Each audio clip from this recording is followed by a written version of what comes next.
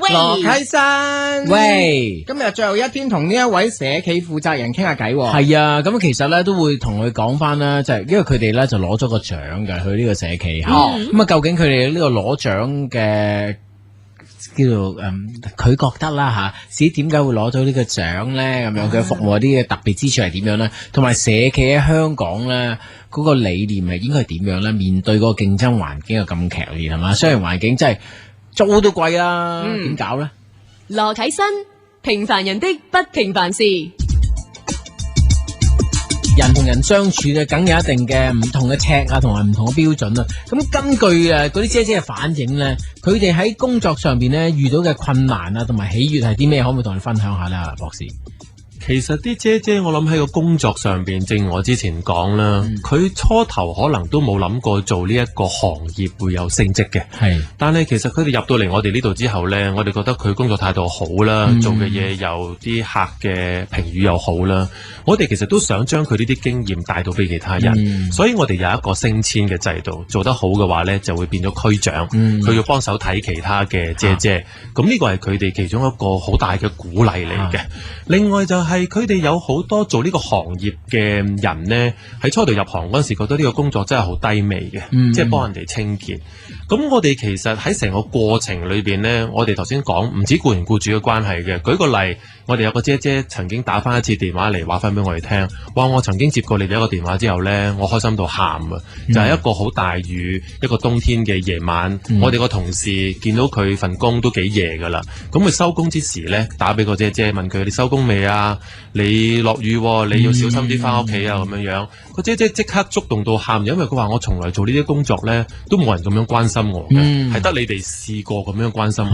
咁呢啲都係佢哋喺個工作上邊，我諗除咗係工作上邊可以令到佢哋糊口之外呢，佢覺得真係原來都係有好多嘢喺工作上邊，除咗係錢可以收到之外呢，有好多嘢可以得到，而呢啲嘢佢哋係從事呢個行業裏邊冇諗過。咁嗰啲僱主呢，有冇打得翻電話嚟呢？就係即係要表揚一啲姐姐咁樣嘅。有噶，我哋其實成日都有收到好多僱主嘅讚賞嘅。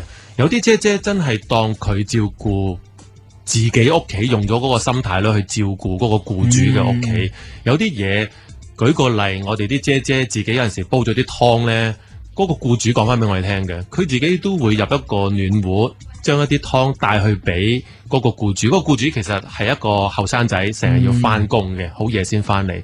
咁個姐姐可能真係覺得佢好似自己個仔咁樣，咁去幫佢即係完成嗰個工作之餘呢，都會帶啲湯水去俾佢飲咁樣樣。咁我哋會睇到啊，香港人真係好好嘅，好識欣賞呢啲即係幫佢手嘅人嘅。呢啲位呢，就係感動位嚟嘅嚇，即係可能自己煲俾自己嘅仔女飲呢，仲要翳佢哋飲，飲完飲劈翻個碗喺度你洗就算啦。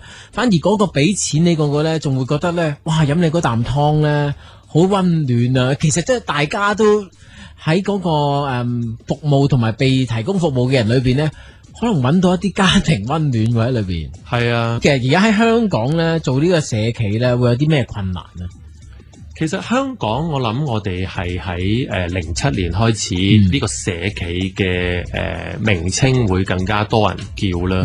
其實社企嗰陣時嘅成立多啲係去處理一個失業同埋一個貧窮嘅問題嘅。咁社企成立就係請咗呢班人等佢有工作咁樣樣。但係正如我頭先講啦，我哋嘅定義喺社企嗰度呢，就係用一個可行嘅商業嘅方案。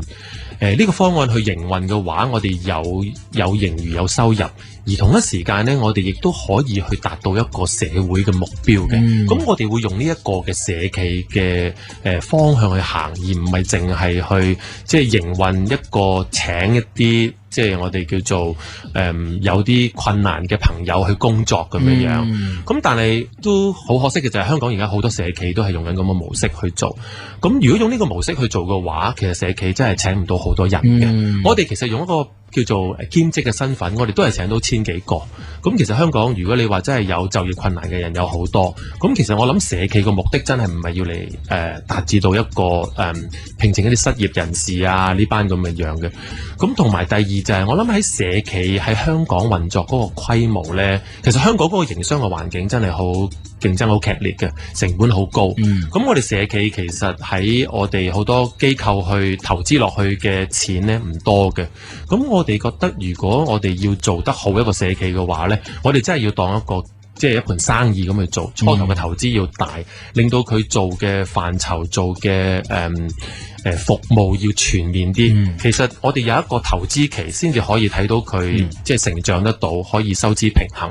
而大部分，但係可惜而家香港嘅社企都未必係咁樣睇咯。佢當係一個可能短嘅投資期，投資咗落去，覺得做唔掂，就不如執咗佢，再做個第二啲嘢。咁你哋睇翻呢個管家二咧，點解可以攞到呢一個傑出社企咧？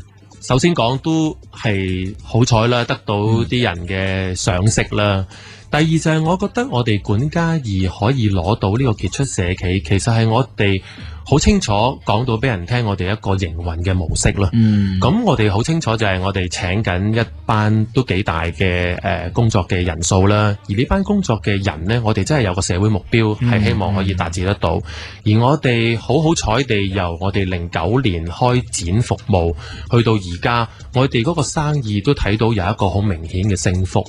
由我哋初頭真係每個月我諗幾百宗嘅生意，去到而家我哋每個月接近6-7千、7-8千宗嘅生意，其實嗰個生意嘅升幅都好大。